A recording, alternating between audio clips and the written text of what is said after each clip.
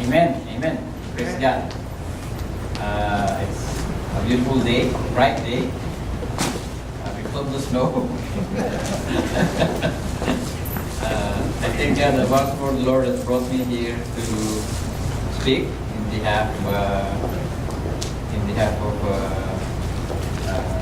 the Lord.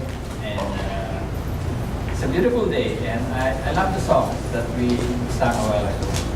Every praise belongs to our God. Sing hallelujah. Praise God. Actually, that's one of the points. Praise God. Later on, we'll see it, right? So, before we start, I just want to read a portion, a passage only, in what I'll be discussing.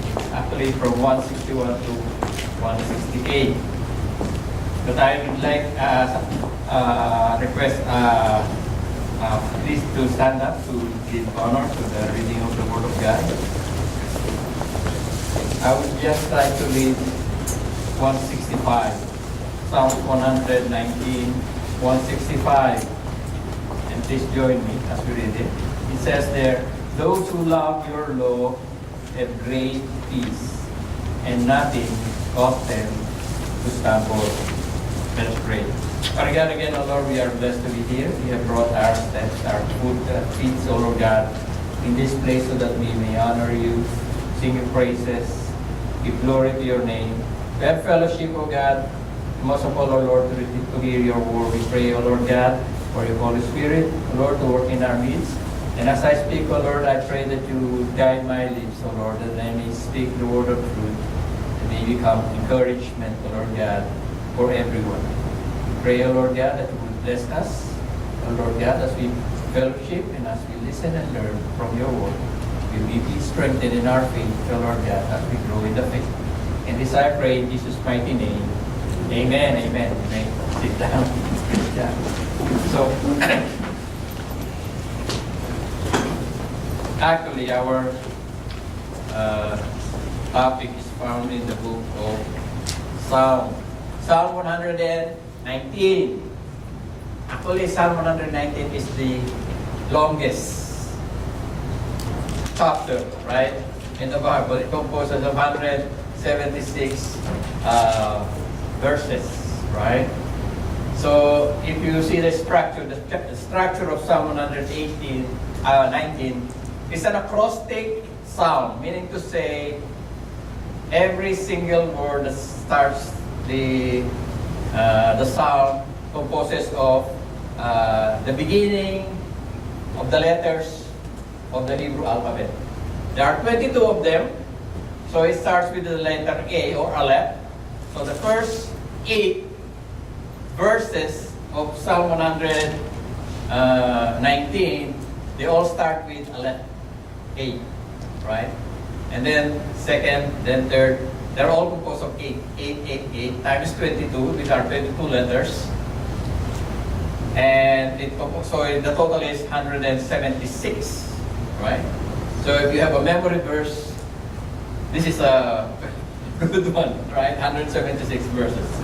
The longest one. It's an acrostic, as I say, because the way it was composed or it was written, it started with a letter of the Hebrew alphabet. Now, it's still February, right? Still the love month, right? So I was just thinking what kind of, love that we will be discussing. And I've entitled it, Holistic Love, right? Maybe you'll be wondering, what's that? I know agape love. I know phileo love. I know eros love. Estorge love. I've never heard holistic love. What is holistic love? Later on we will discuss this and we'll find out what it is. We all know that the Psalms 119, if you just read Psalm 119, it all refers to, or it's focused on the Word of God. Focus on the Word of God. And you would see a repeating theme that they just changes the word. Instead of saying the Word of God, they say the law of God, the testimonies of God, the ordinance of God, the precepts, the statutes, the judgment of God, the Word of God, the commandment of God. Keep on repeating, but it all refers to the Word of God. All refers to the Word of God. And the guy who composed this one, or wrote this one, has painstakingly, when he wrote it, he said everything starts with the same letter, 8 verses. Then the next one, every word starts with the same letter. For 22 letters of the Hebrew alphabet, painstakingly wrote this one, attributing to God's faithfulness, attributing to God's justice, all refers to the Word of God. Now, the person who wrote this one, Psalm 119, although we don't know who he is, who wrote this one, it's attributed either to David, to Ezra, to Daniel, some Jeremiah. But as I was studying it, in my point of view, it looks like it's David. Looks like it's David who wrote this one. We will find out later on why I choose David compared to the other ones. Right? And it is a study in Psalm 118. So the first verse of this, Psalm 119. 119. I am not discussing from 1 to 176 because it will take us maybe 6 months before we finish this one. So I choose 161, which is the letter sheep. Letter sheep. Like that. Sheep. If you still remember, one time I preached this message, the Shema. Hear, O Israel, the Lord our God, the Lord is one. It starts with the letter sheep, which is, I like it because it looks like a W. But it's not a W, it's actually like an S. Sheep, right? And in Psalms 161, okay, let's see. Oh. Okay.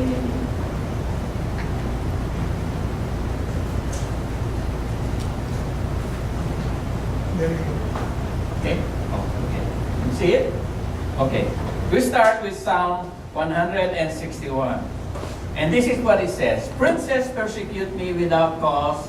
My heart stands in awe of your word. Again, it speaks about the word of God. Princes persecute me without a cause. I could relate with David because we know that he was persecuted. He was chased by King Saul during his time, before he became a king, right? And the word mentioned here in awe or pakad, it means fear, dread, and terror. That is the root word, right? It can refer both to fear of God or reverential awe when the fear of enemies or impending danger. So the guy is writing here, princes persecute me without a cause, but my heart stands in awe of your word. I am more fearful with the word of God rather than with my enemies. This is how we value the word of God. I am more scared with the word of God rather than enemies who persecute me. We have to understand that the guy who wrote the Psalms is under duress during this time. Meaning to say, he is under persecution.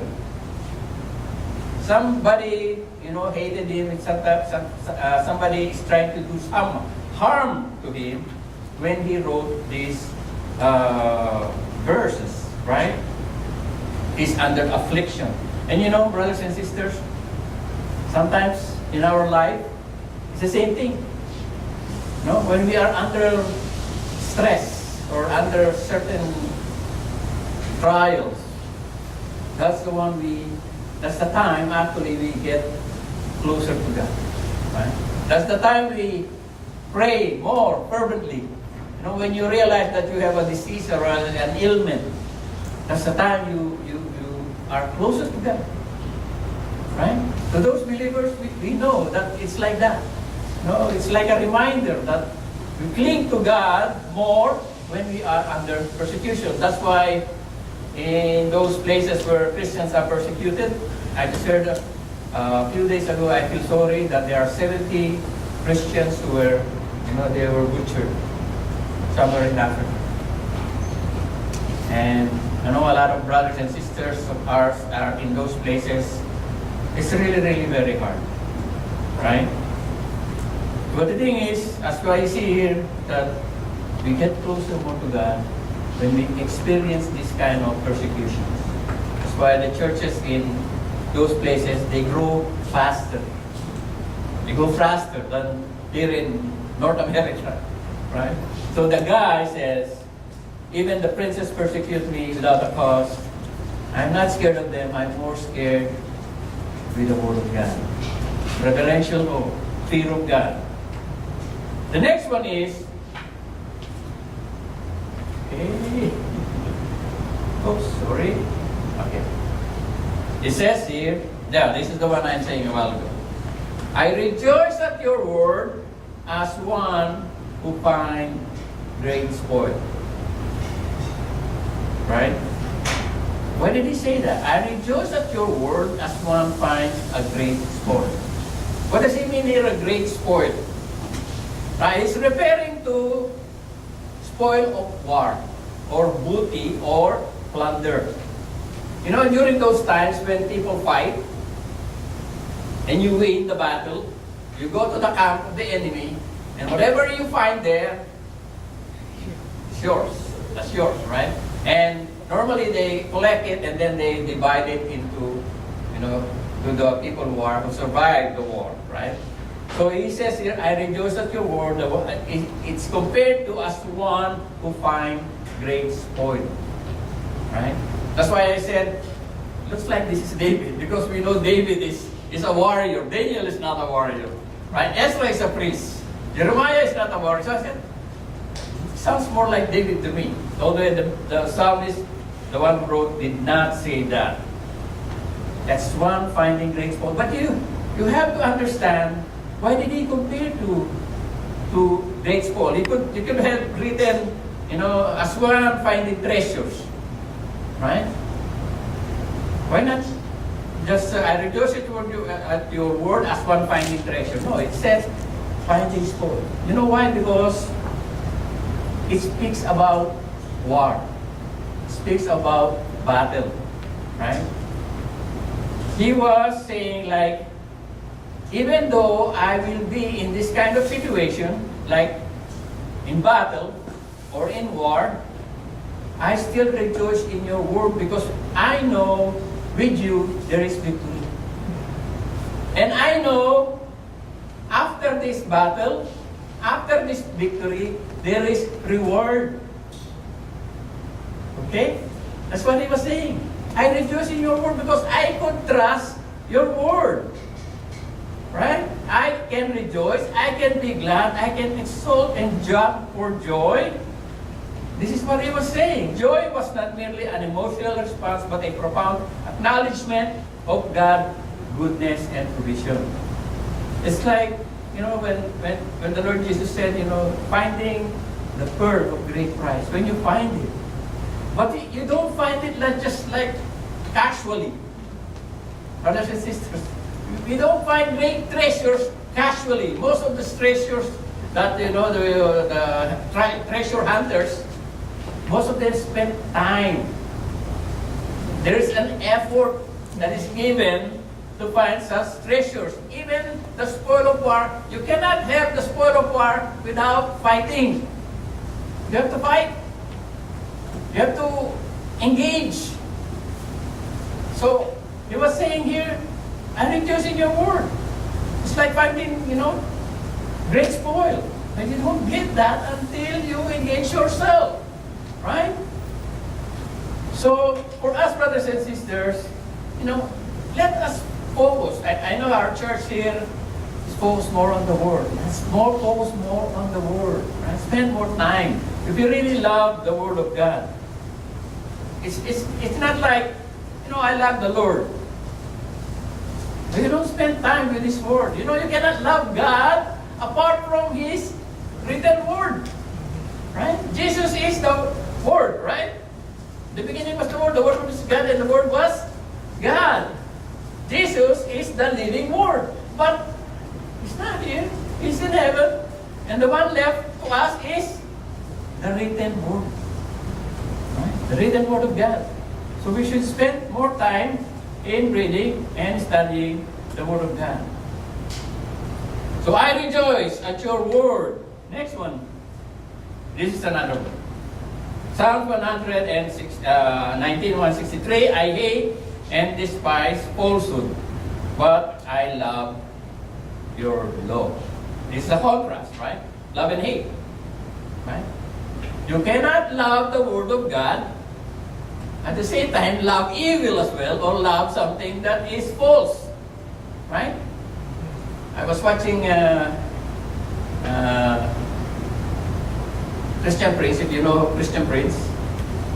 My wife and I watch it all the time. He's an apologetic. He's a polemic guy. And one time, he was called by one of the Christians, and he was saying, why you discussing these things with the Muslims, like, very harsh. Like, if you are not patient, you will get upset with the way he attacked Islam. And one Christian is saying, why you like that? You cannot win them if you are like this. You make them mad, you make them angry. And what he said is that, if you just read the Bible, the Lord Jesus Christ is not very nice with the Pharisees. If you just read it, he's not nice with the Pharisees. He was really brutal with the Pharisees. And he was saying like that, you cannot say that you follow God, you love God, at the same time you are complacent with regards to evil. You cannot love God and do nothing when you see something is wrong. That's what I'm saying here. I hate and despise falsehood. To hate, to detest, to be hostile to. So it says here that it is not only loving God, but also rejection of anything that is contrary to the will of God. You cannot say, I love God, and you do something that is false. Do something that is not right. You cannot, your legs on two sides of the street. You cannot have that. You cannot walk like your one leg is on the right and one is on the left. Right? So the psalmist is saying here, I love your law and I hate and despise falsehood. You cannot be, you cannot claim to be a Christian living on both sides. You have to choose which side you're going to be. That's why Joseph said, for me and my house, we will serve the Lord. Make a decision. You cannot be on the north and also on the south. I don't know if I mentioned it one time, one guy during the Civil War, he said, if I wear the blue coat, the gray coat will shoot me. If I wear the gray coat, the blue coat will shoot me. Okay, I know what I'm going to do. I will have a pants that is blue, and I will have a top that is gray. Then he went outside. Both shoot him. He was thinking he'll be safe if he will put himself in the middle. What happened? Both sides shoot him. You cannot have both sides. We know that the scripture actually causes division. Even in family, it causes division. Right? That's why the Lord said, I didn't bring peace, I bring a sword. It divided the family. Because some of our family members, maybe they cling to this belief, they cling to that belief, and sometimes it causes division. The Word of God is divisive. You cannot say, like I am sorry to hear when the Pope, Catholic Pope Francis said, no, it's like, everything goes to the same, every religion goes to God. It's like saying, the Catholic is nothing special. And a lot of Catholics are actually upset. One of them is Mel Gibson. Something's wrong with this Pope. He's a Catholic, but he is upset because why did he allow this pagan practice in the Vatican? I mean, you cannot be representing God at the same time you're representing the pagan. You cannot have both. That's why the Lord Jesus Christ, when he went to the temple, there is this righteous indignation. When we see something evil, When we see something bad, we get upset. Right? I mean, if you don't feel anything when you see something bad, something's wrong. Something is wrong. Yeah? The psalmist understood that. That's why he wrote, I hate all kinds of falsehoods. I despise it. But I love your word. I choose this side. We have to choose which side. We cannot have both sides. 164. 7 times a day I praise you because of your righteous ordinances. Does he mean 7 times only? I mean, I will praise God only 7 times. Okay, I counted. I praise it in the morning, afternoon, evening, maybe 3 o'clock, maybe 6 o'clock, 9 o'clock. That's it. It's already 7. I stop. No. 7 here represents completeness. Completeness, right? We all know that, we have 7 days in a week, so it's complete. After 7 days, the Lord stopped. Right? 7 symbolizes completeness. 7 times a day, I praise you. Actually, if you read the psalmist, you always say, early in the morning, in the evening, in the afternoon, I praise you. Right? 7 times a day, I praise you. It symbolizes completeness. It symbolizes consistency in praising God. Praising God is not only when everything is well. Praising God is not, everything is happy, well, and everyone is okay. Actually, we praise God more sincerely when, we are in difficulties. Of course, we praise God when everything is well. When we get promotion, when, we have, all the children are well. Here, the psalmist says, I praise you 7 times a day because of your righteous ordinances. Because he knows that God is just.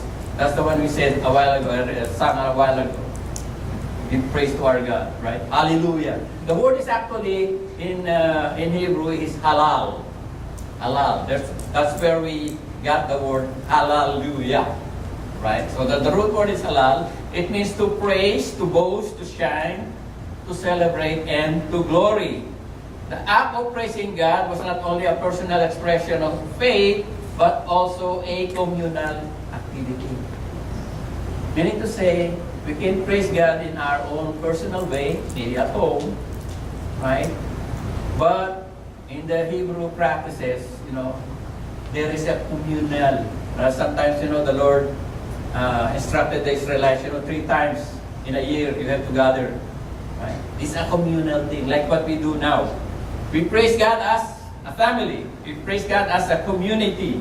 So he was saying here, let us praise God because of His righteous ordinances. We all know that God is just and holy. His instructions, His words are fair and just. Right? I remember one time when I was sharing the gospel and they were saying why is so much suffering in this world? And he said, God is not just. It's not just because, some are rich, some are poor. Right? Some are sick, some are well. It's not just. There's no justice. I mean, why don't God kill all the bad people and leave all the good people? And I told him, if God will kill all the bad people, we are all dead. We are all dead because we are all bad. Right? No one is righteous according to Romans. Right? Everyone has fallen short of the glory of God. If you don't believe me, the lawyer said, I've done this all my life since I was young. And then the Lord said, you're only lacking 1. You're already 99%. Only 1 you lack. Sell everything you have, give to the poor, and follow me. He was so sad and left. That's how hard it is to go to heaven. You need to be 100%, not 99%. 99% you still fail. You still fall short of the glory of God because God requires perfection and you cannot attain that by your own way. You have to have somebody to pay for you. as the Lord Jesus Christ. Until you realize that you are not worthy to be in heaven, and none is worthy to be in heaven except for the grace of God, you have not really seen it yet. You are still blind. We only go to heaven because of the work of Christ. He washes away our sin, meaning to say nothing is left. Everything is washed away. That's why we become acceptable in the sight of God, not because of what we do, but because of what He did. So here, the psalmist is saying, I praise you, O Lord, because even though your righteousness demands that we should be all punished, your love, that you have shown us, and mercy, triumph. But that is because of the Lord Jesus Christ. Now, there are 8 of them. 165. To those who love your law have great peace, and nothing causes them to stumble. Those who love your law have great peace. Do you have peace? Do we have peace? Jesus says, I give you peace. But do we really have peace? If you lose your job, do you have peace? Right? If you don't have money in the bank, do you have peace? If you are sick, do you have peace? If your children are becoming, disrespectful, or sometimes your children becomes, they don't listen to you anymore. Right? Do you still have peace? There are many things in this world that could rob us of that peace. If you let it. Right? Now, the psalmist says here that, those who love your law have great peace. Why? Those who love the Word of God have great peace. Why? It's not because they know the Word of God. It's because they trust the Word of God. Knowing and trusting is two different things. The devil knows the Scripture, but does he follow it? No, he doesn't follow it. Right? Those who love your law have great peace, and nothing causes them to stumble. As I was saying to you, there are many things that the devil will put on your path that would make you stumble. And some people, when they found out that they have a terminal illness, oh, why Lord, why am I having this? Start to lose their faith. Or sometimes, when you lose your job, you have no money, you have to pay the mortgage, and many other things. You lose your loved ones. But to those who love your law have great peace, because nothing will cause them to stumble. Because they trust in the Word of God. They believe what the Lord of God says. They fully trust that the Lord will give them peace. Actually, the word shalom, word here in great peace, it's not what people say when you say peace. It's translated as peace, but the actual meaning of shalom is completeness, well-being, safety, and prosperity. That's why when the Jew, they greet each other, they say shalom, shalom. So the concept of it is deeply rooted in covenantal relationship between God and His people, where peace is seen as a divine gift resulting from obedience of God's law. Right? When you follow the Word of God, when you follow the ordinances of God, you have peace, because no matter what the devil will put in front of you, you will overcome it. Because God never failed in His promises. Never failed in His promises. My wife and I, we have experienced, roller coaster, up and down, up and down. And as I said in the beginning, when we were praying for a house, to buy a house. You know, she sent all her money back home. I sent my money back home. We don't have anything except the RRSP. And then when somebody visited us and said to us that, you know, there are some houses that are being sold and, you know, you want to go and have a look. So we said, okay, we're just gonna look. So it's okay, right? We're just gonna look. So I think we went to four houses or 5 houses. Everyone is more than 300. More than 300 at that time. That's more than 20 years ago. Everything is more than 300. And there is one house that is less than 300, 296. And then he said, okay, we kind of like this one because it has a basement, it's walk out, you could rent it. This is nice, but how much is it? 296. And how is the mortgage? It says that the mortgage, by computation, is gonna be around 800 bi-weekly. Right? 800 bi-weekly. And my wife, my dear wife said, are we gonna get it? Are we gonna get it? I said, let's go, let's go. You know why? Because my salary is 800 a week. So everything, my earnings will go everything into the house. But how about your utilities? How about your food? How about your transportation? She's all working only 6 hours, part-time, right? So I said, no, I prayed this to the Lord, and I said one time, I prayed to the Lord at one time, because we were living in an apartment. I told the Lord, Lord, I don't want the money that you are giving me is going down the drain. I pray that one day you will give us a place of our own, that we could call our own. That's why when this client came after, the agent came a week after, I told her, let's go for it. Even though I know, it's impossible. How could you survive? My paycheck is only 160 a month, and my mortgage is 160 a month, 1,600 a month. And she's part-time. Well, we're still living in that house. So to those who have mortgage, no, I pray to God, Lord, as long as you give me the strength, I will work.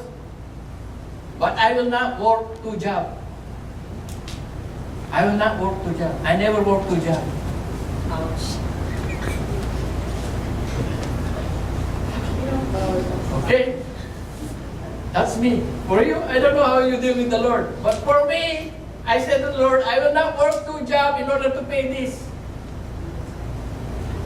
Because the Lord, says there that, those who trust God, they will make, those people, they will make the evening morning. They will work from morning until evening in order to pay for something. But the scripture is clear. It says you don't need to do that. You don't need to do that. So I trusted the Lord. I said, okay, Lord, I'm not going to work 2 jobs. That's me and the Lord. Right? Because the Lord impressed it to me.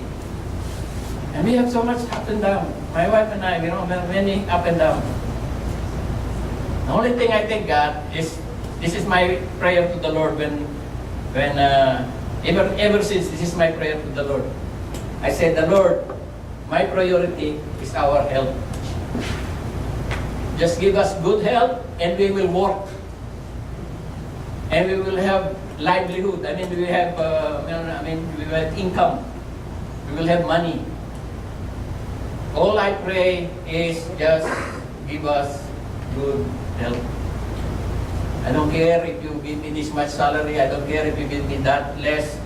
I don't care if I don't have a lot of money. As long as we are healthy, I will work. And praise God, my wife and I'm already 60. I don't have maintenance. I don't drink any medicine.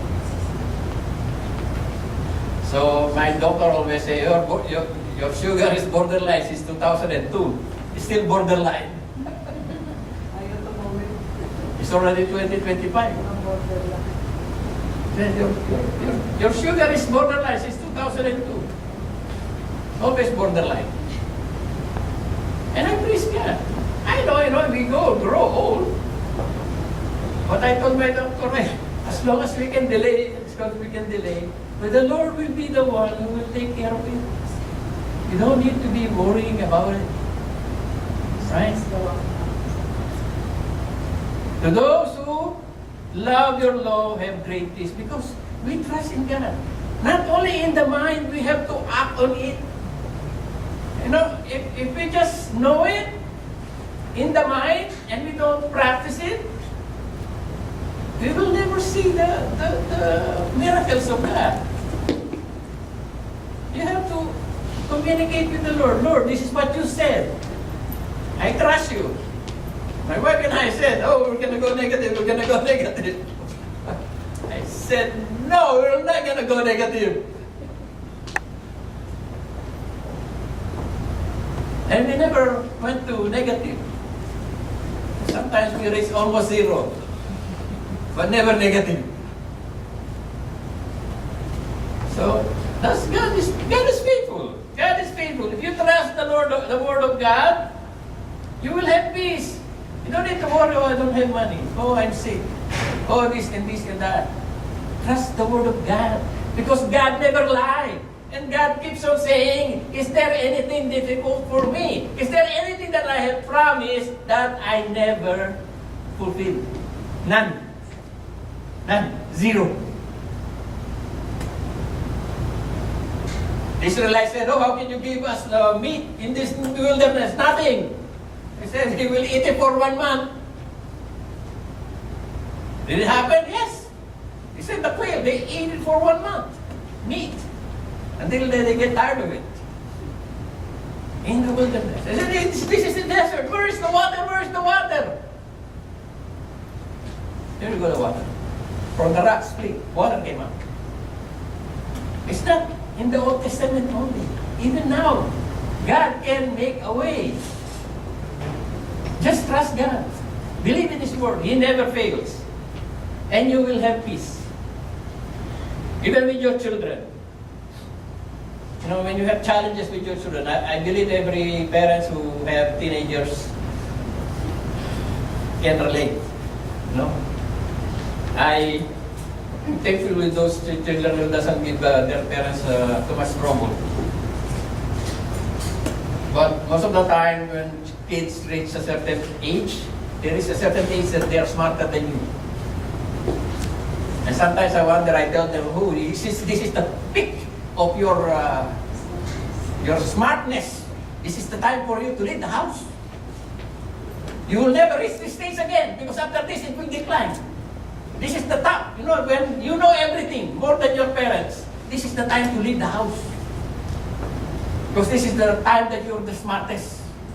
They think that there's the smartest. Okay, go. After this, you go down. Then they realize, now I'm gonna pay my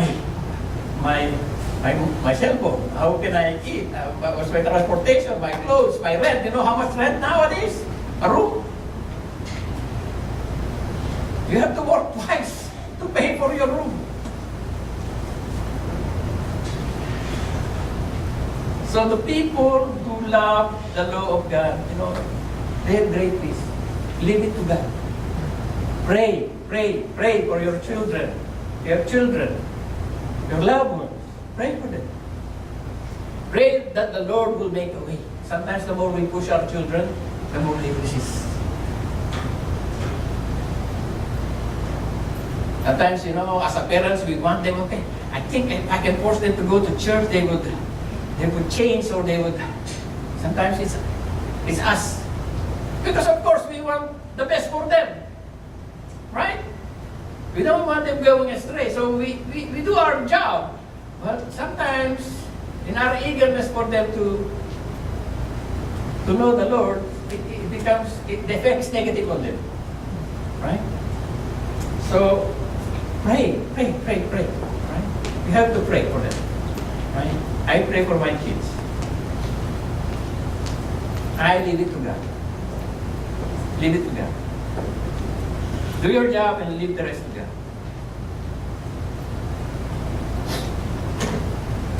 I hope for the salvation, for your salvation, O Lord, and do your commandments. I hope for your salvation, O Lord. The word here is sabar, to hope, to wait, to expect. The term is closely associated with faith and trust in God's promises, reflecting a posture of waiting with confidence and assurance. Now, when we talk about hope, we always look on the positive side, correct? We don't hope for something that is bad, except you hope something bad for your enemy, right? That's another thing. I hope the Lord will take him. Meaning to say, I hope he dies. Right? That's not it, right? For us, when we speak about hope, it is always an anticipation of something that is good, not bad, right? And something, according to the Psalm, that this guy is waiting with anticipation. There is an expectation of something in the future, and it is not yet there. Because the psalmist, as I said, when he wrote this one, when he composed this Psalm 119, is under duress. He's being persecuted. He's being, hunted. So, he was saying, I hope for your salvation. Right? I am hoping for that day. Actually, we're hoping for that day when the Lord will take us to His kingdom. We're still in this world. We're still not immune.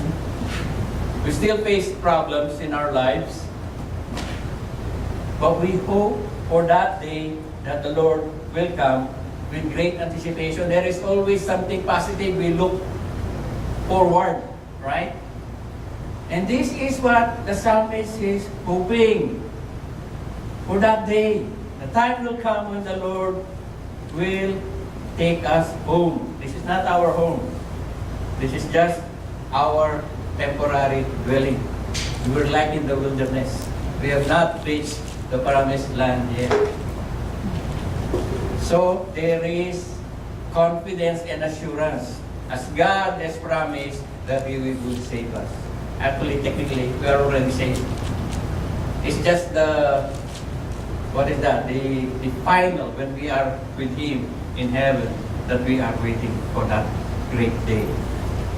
To hope and wait and to expect. For those who do your commandment, there is great hope of salvation. Here it says there, do your commandment. Not know your commandment.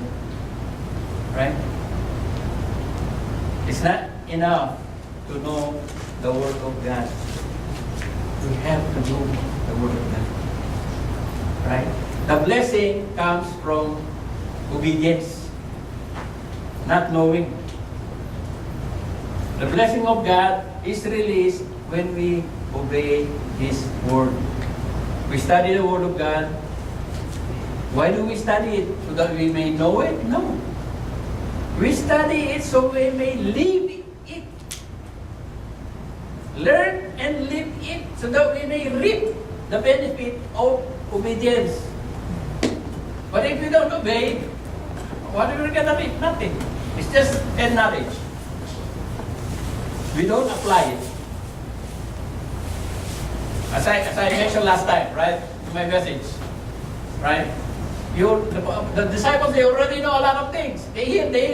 But when they reach the storm, no practice. They did not apply what they heard. That's why Jesus said, where's your faith? Where's your faith? There's no faith in action. It's only head. Head knowledge. I hope for your salvation, O Lord, and do your commandments. The promises of God. You reap the reward, you obey. Obedience. Not knowing. Just knowing it will not help you. You have to obey the Word of God. 166. 167, two more. My soul keeps your testimonies, and I love them exceedingly. The word is ahead, to love. Hebrew understanding of love involves, a holistic approach. Meaning to say, integrating the heart, the mind, and action. Heart, mind, and soul. Right? The Hebrew, when they say heart, they also says it means also the mind. Right? It's not like for us here, it's different, right? When they say emotion is from the heart, the mental part is, reasoning. And the heart part is emotion. But for the Hebrew, the mind and the heart are combined. The same, right? And it says there that this love for God is evident in the Shema. Shema is the one in Deuteronomy 6, 4, and 5. Hear, O Israel, the Lord thy God, the Lord is one. So love the Lord thy God with all your heart, with all your soul, with all your strength. And loving God involves your whole being. Mind, soul, and spirit. The whole being. It's not just head, it's not just heart, but even in our actions by the body. Loving God with all your heart, with all your mind, with all your strength. That is the holistic love. When we love God, it's not only by our speech, also by our action, also by our heart. We love God by our heart. Right? It involves the whole being. That's why here it refers to the Shema, Deuteronomy 6, 4, and 5. Finally, almost time. 168. I keep your precepts and your testimonies, for all my ways are before you. The word keep here is shamar, S-H-A-M-A-R. To keep, to guard, to observe, to give heed. Right? It means to guard and observe. It conveys the idea of careful attention and protection. It implies a sense of diligence and responsibility in maintaining what is valued and sacred. I keep it. I treasure it. Something valuable. Now, that not only that you keep it and you treasure it, you pass it on. Remember the Israelites when they were in the wilderness? Moses said, whatever I give it to you, you pass it on to the next generation. Because one day we will be gone. I hope and pray our children will catch it. Hope and pray our children will catch the thing that we impart on them, the Word of God. I keep telling my kids, I have nothing to leave you behind. We're not rich. The only thing that I could leave to you guys is I hope that you would embrace the faith. That is more important to me than money and or anything else. You have this faith for God, you will be more successful in life. Success doesn't mean a lot of money, a good job, no. You may have the whole world and no Christ. What is it to you? That's what the Lord Jesus Christ. Even if you have the whole world without Christ, it's nothing. In the end, you'll be lost. But if you have Christ, you have everything. Everything. I keep your precepts. They are valuable to me. They are sacred to me. There is a sense of diligence and responsibility not only to live by the Word of God, but also to share the Word of God to our loved ones. That is what the psalmist is saying. And imagine this guy, whoever wrote this one, he was under persecution when he wrote this book. He has this confidence with his Word of God. He trusted God. Even though, he is writing to him that, people are persecuting me. People are chasing me. I still find peace with God. Even though everyone is against me. As long as God is with you. As what he's saying, he says, I would rather walk in darkness with God than walk in the light by myself. Walking outside by yourself, I would rather walk in darkness with God.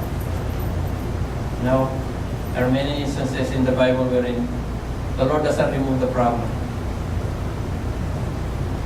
What He does is He makes you go through the problem.